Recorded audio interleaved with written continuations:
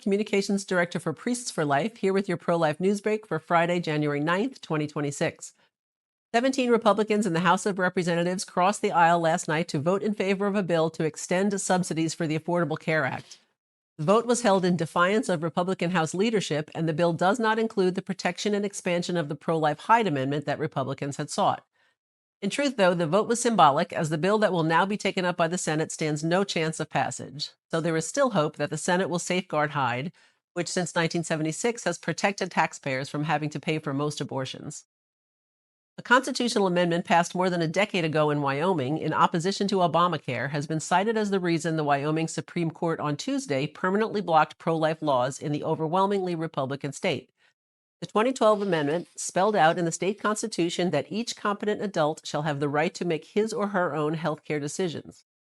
Although the amendment did not impact Obamacare in any way, Supreme Court Chief Justice Lynn Baumgarten wrote in her opinion this week that although the amendment did not mention abortion, it clearly gave every competent adult the right to make their own medical choices.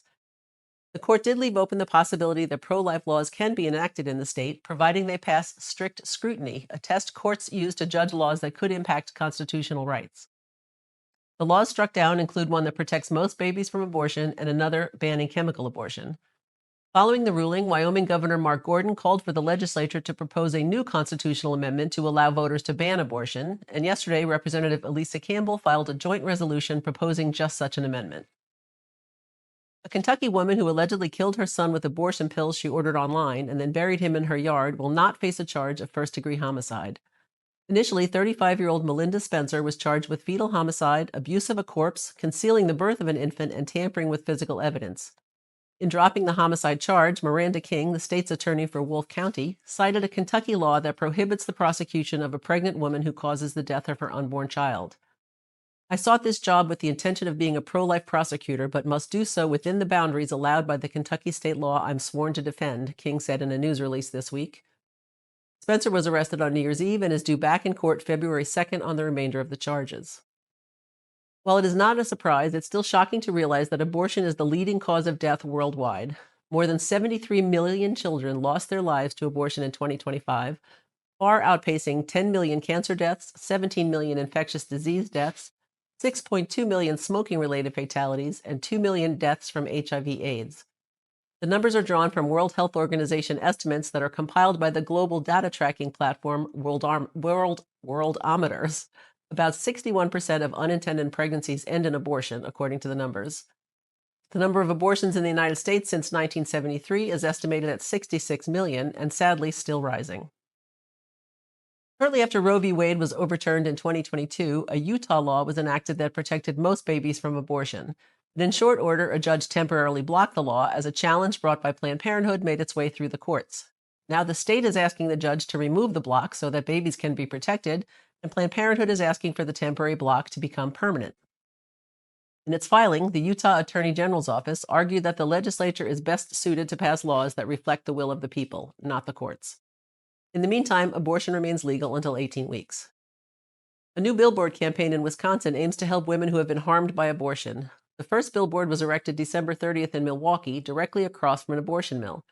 It asks women if they experienced infertility after an abortion. This campaign will have a chilling effect on the abortion market in Wisconsin, predicted Dan Miller, state director for Pro-Life Wisconsin. More billboards will be erected this year. In other state news, in abortion-friendly Minnesota, the number of abortions hit a 34-year high in 2024. 16,315 children lost their lives that year, a 21% increase over 2021. In Kansas, where a pro-life constitutional amendment was voted down in 2022, out-of-state patients accounted for 3/4 of the 19,000 abortions committed in 2024. And in Virginia, the General Assembly will convene for the first time this year on Wednesday, when a vote is planned on resolutions calling for 4 constitutional amendments, including one that would impose a right to abortion in the state constitution. And finally, the city of Detroit has joined a program funded by a nonprofit and administered by Michigan State University that gives money to expectant mothers to help them with the cost of having a child. Mayor Mary Sheffield, a Democrat who is the Motor City's first female mayor, announced that the RX Kids program will open in the city within the next 90 days. The program gives a one-time allocation of $1,500 to expectant mothers during pregnancy and $500 per month throughout the child's first 6 months after birth. Families are expected to use the money for rent, utilities, food, diapers, baby formula, transportation, medical care, and other essentials. There is no income requirement, and moms just have to verify that they are pregnant. That's some of what's making news this week. Thank you so much for tuning in. Have a blessed weekend.